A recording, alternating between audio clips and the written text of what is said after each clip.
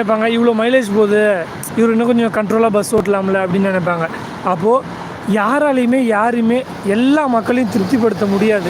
ஒவ்வொருத்தவங்க சூழ்நிலை வேறு, ஒவ்வொருத்தவங்க மனநிலை வேறு, எல்லாமே மாறிக்கிட்டு தான் இருக்கும். அதனால் நீங்கள் உங்கள் வாழ்க்கையை சந்தோஷமாக வாழுங்க. வேறு யாரையும் அவங்க இது சொல்லிவிடுவாங்க, இவங்க அதை பண்ணிவிடுவாங்க அப்படிலாம் தயவு செஞ்சு யோசிக்காதீங்க. இங்கே இருக்கக்கூடிய விதிமுறைகள் எல்லாமே நமக்காக நம்மளுடைய முன்னோர்கள் உருவாக்குனது தான். காலத்திற்கு ஏற்ற மாதிரி நாம் நம்மளை மாற்றி தான் ஆகணும். அதே மாதிரிலாம் போயிட்டுருக்க முடியாது. நல்லா தெரிஞ்சு வச்சுக்கோங்க. வாழ்க்கையில் இது மாதிரி நிறைய விஷயங்கள் இருக்குது. நிறைய பேருக்கு நிறைய அனுபவம் இருக்கும். அனுபவத்தை சேர்த்துக்க பாருங்கள். எனக்கு தெரியும் அப்படின்னு நினைக்காதீங்க. நானும் ஒரு காலத்தில் அப்படி தான் நினச்சிக்கிட்டு இருந்தேன், எனக்கு நிறைய விஷயங்கள் தெரியும்னு.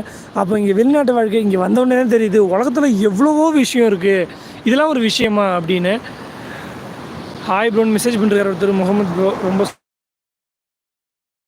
எப்படி இருக்கீங்க? நான் நல்லா இருக்கேன் ப்ரோ, நீங்கள் எப்படி இருக்கீங்க? இருக்கீங்களா?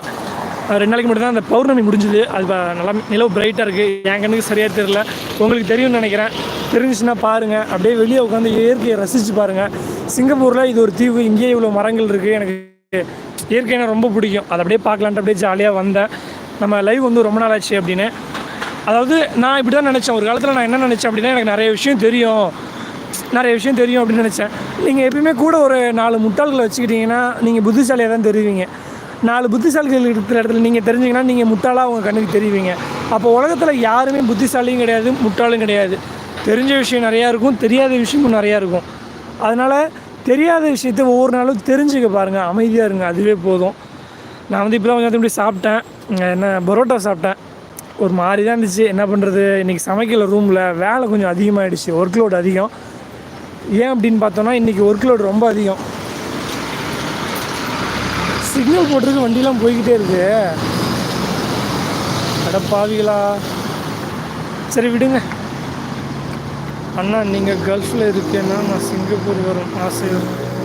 ஸோ மெசேஜ் ஒருத்தர் பண்ணிருக்காரு. அவர் வந்து கல்ஃப் கண்ட்ரியில் இருக்கார், சிங்கப்பூர் வரணும் அப்படின்னு ஆசைப்பட்றேன் அப்படின்னு சொல்லியிருக்காரு. நீங்கள் சிங்கப்பூரில் இருக்கக்கூடிய கம்பெனியை டேரெக்டாக வந்து ஆன்லைனில் விசிட் பண்ணுங்கள். விசிட் பண்ணிவிட்டு நிறைய விஷயம் கேதர் பண்ணிக்கோங்க. எந்த ஃபீல்டில் இருக்கீங்க, அங்கே ஜாப் வேகன்சி எப்படி இருக்குது அப்படின்னு நிறைய விஷயம் தெரிஞ்சுக்கோங்க. தெரிஞ்சுக்கிட்டு அதுக்கப்புறமா ட்ரை பண்ணுங்கள். ஃபஸ்ட்டு சிங்கப்பூரை பற்றி அனலைஸ் பண்ணி வச்சுக்கோங்க. நிறைய பேர் என்னென்னா மலேசியாவில் இருக்கவங்க சிங்கப்பூருக்கு வேலைக்கு வரணும்னு ஆசைப்படுவாங்க. ஏன்னா மலேசியாவோட சிங்கப்பூரில் வேலை சம்பளம் அதிகம் அப்படின்றதுனால. நான் வந்து நிறையா கண்ட்ரி பீப்புள்ஸ்கிட்ட எவ்ரிடே பிஸ்னஸில் இருக்கிறதுனால நிறைய கண்ட்ரி பீப்புள்ஸ்கிட்ட பேசுவேன். லாஸ்ட்டாக ஆஸ்திரேலியாவிலேருந்து ஒரு கப்புள்ஸ் வந்தாங்க. ஸோ அவங்கக்கிட்ட பேசும்போது அவங்க சொன்னாங்க, அவங்க ஆஸ்திரேலியன் தான், ஆனால் அவங்களுக்கு ஆஸ்திரேலியா சுத்தமாக பிடிக்காதான். ஏன் அப்படின்னா அங்கே க்ளீனாகவே இருக்காது. ஆஸ்திரேலியா ரொம்ப மோசமாக இருக்கும், ஒரே குப்பையாக இருக்கும், எனக்கு பிடிக்காது அப்படின்னாங்க.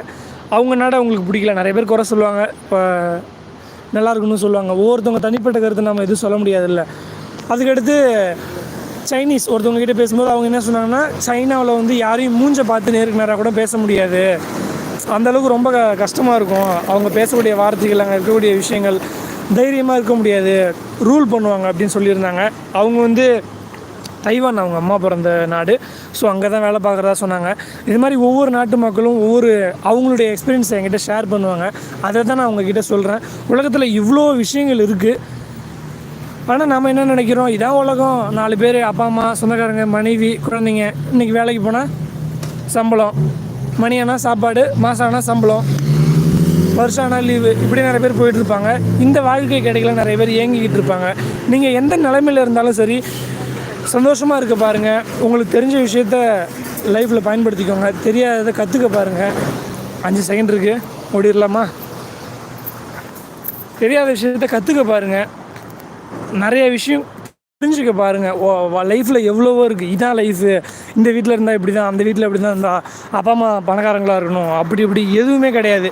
இங்கே ஃபாரினர்ஸ் நிறைய பேர் பார்க்கும்போது என்ன விஷயம் தெரிஞ்சுப்பேன் அப்படின்னா, சிங்கப்பூரில் இந்த நிறைய கண்ட்ரி பீப்புள்ஸ் வரும்போது ஜூஸ்லாம் அதிகமாக போட்டிருக்க மாட்டாங்க. செலவு வந்து பார்த்திங்கன்னா சாப்பாட்டுக்கு கொடுப்போம், நல்லா சாப்பிடுவாங்க.